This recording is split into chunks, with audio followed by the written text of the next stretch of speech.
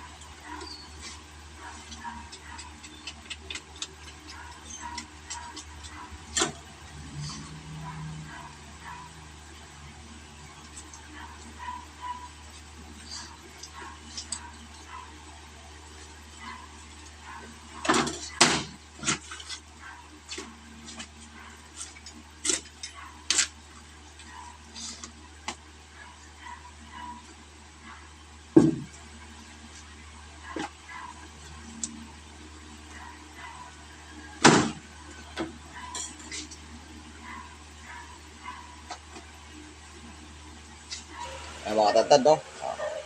Tapos na tayo magkalas ng ating panindang baboy na naman sa araw na ito, no? Araw ng Merkulis.